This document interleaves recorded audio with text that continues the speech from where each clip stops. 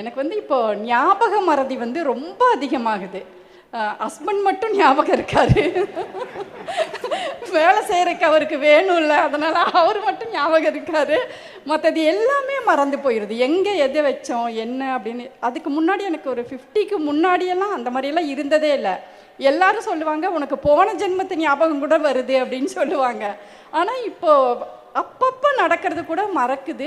எதனால் அப்படி நடக்குது? அதை மாற்றுறதுக்கு என்ன பண்ணுறதுங்க? எனக்கு ரொம்ப ஹாப்பியாக இருக்கிறது நீங்கள் ஹஸ்பண்டை மறக்காமல் இருக்கிறது. அதில் இன்னொரு முக்கியமான விஷயம் சொன்னீங்க, வேலை வாங்கணும்ல அவர்கிட்ட அப்படின்னீங்க. ஸோ இது அதை விட India is a developed country. ஏன்னா முதல்ல வந்து விமன் மட்டும்தான் வேலை பண்ணிட்டு இருந்தாங்க. இப்போது நீங்கள் சொல்கிறது பார்த்தா நம்ம மாறிட்டோம், இப்போ ரொம்ப மாறிட்டோம். I like both the question answer ரெண்டுமே ரொம்ப பிடிச்சது. Thank you very much sir.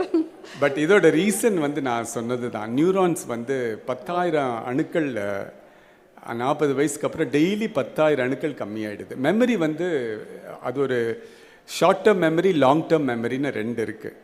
Long term மெமரிக்கு different part of the brain, short term மெமரிக்கு different part of the brain அது. ஸோ லாங் டேர்ம் மெமரி வந்து சீக்கிரமே போகாது. அது வந்து வயசானாலும் ரொம்ப வயசானாலும் அது மட்டும் இருக்கும். ஸோ அதனால் சில பேர் 90 வயசில் இருக்கவங்களுக்கு 10 வயசு நடந்தது 20 வயசு நடந்ததெல்லாம் நல்லா ஞாபகம் இருக்கும். ஆனால் இப்போது இந்த 1 மணி நேரத்தில் முன்னாடி நடந்தது, 2 மணி நேரத்துக்கு முன்னாடி நடந்தது, இந்த ஸ்பெக்ஸை வச்சுட்டு எங்கே வச்சோன்னு தெரியாமல் தேடுறது. ஸோ இது ரொம்ப ரொம்ப காமன். சாவியை எங்கே வச்சோன்னு தெரியாமல் தேடுறது இது ரொம்ப காமன். இது ஷார்ட் டேர்ம் மெமரி. இந்த ஷார்ட் டேர்ம் மெமரியில் இருக்கிற நியூரான்ஸ் வந்து வயசாக ரொம்ப கம்மியாயிடுது. பட் லாங் டேர்ம் மெமரியில் இருக்கிறது இருக்குது. இதுதான் காரணம். இது ப்ராப்ளமே கிடையாது. ஸோ இது நல்லது தான். அவர்கிட்ட கேட்டால் ஏன் நீ வேலை செய்யலைன்னு கேட்டாலும் மறந்து போயிடுச்சுன்னு சொல்லிடலாம். எனக்கு இந்த வியாதி இருக்குது மறந்து போயிடுச்சுன்னு சொல்லலாம். ஏன் டிஃபன் பண்ணலன்னா ஓ நான் பண்ணலையா அப்படின்னு கேட்கலாம் நீங்கள். ஸோ பட் இது வந்து டிசீஸ் கிடையாது.